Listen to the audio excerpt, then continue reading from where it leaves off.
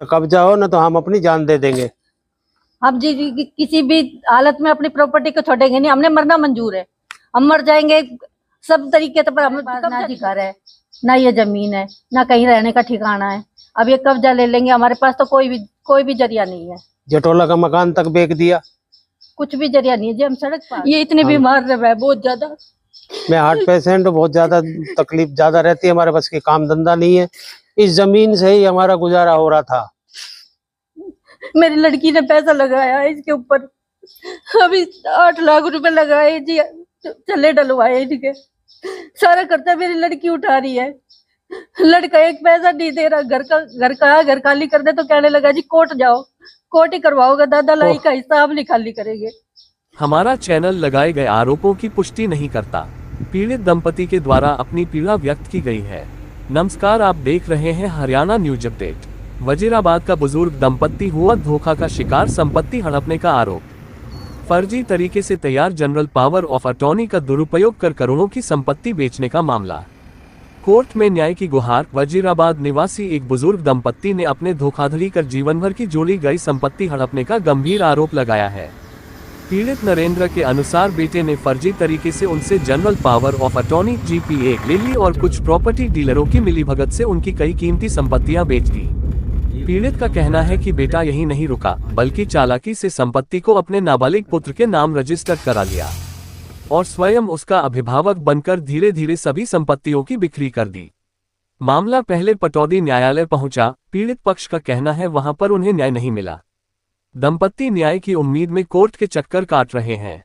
क्या कहा पीड़ित दंपति ने, सुनिए उन्हें की जुबानी। पटौदी से फतेह सिंह उजाला की रिपोर्ट। ये मेरा नाम नरेंद्र यादव है, पिताजी का नाम अमरनाथ है, रहने वाले वजीराबाद के हैं। हमने जमीन जटोला और मैचाना में ली थी। ठीक है।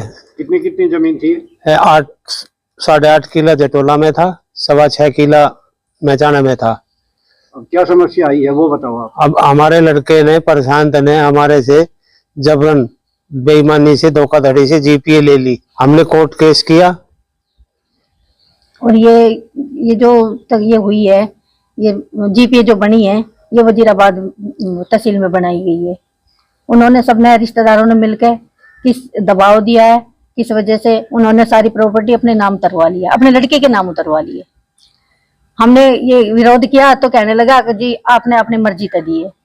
हमें ना तो पटौदी में कोई न्याय मिला, अब वहां पे गए हैं ना वहीं, और जब यहाँ की जमीन है इस पे भी जबरन कब्जा कर रहे हैं, और जो फर्क वहां पे मैचाने में है उसका भी कब्जा ले रहे हैं। अभी हमने बोर्ड काटा, हमने बोर्ड लगाया था, वो उखाड़ लिया उन्होंने उखाड़ दिया। हमने पुलिस केस भी किया था, पुलिस कंप्लेंट भी की थी फरुखनगर थाने में। उन्होंने समझा बुझा के फैसला लिखवा दिया कि बोर्ड ना ये लगाए ना ये लगाए जी। हमारी बात दबा दी। बोर्ड हमने बोर्ड कौन सी जमीन का उखाड़ा था? मैचाने की जमीन का।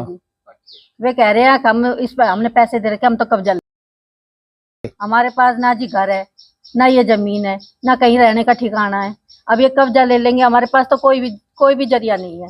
जटोला का मकान तक बेच दिया, कुछ भी जरिया नहीं है जी। हम सड़क पर आ गए हैं, ये इतने बीमार रहे हैं बहुत ज्यादा। मैं हार्ट पेशेंट, बहुत ज्यादा तकलीफ ज्यादा रहती है, हमारे पास की काम धंधा नहीं है। इस जमीन से ही हमारा गुजारा हो रहा था।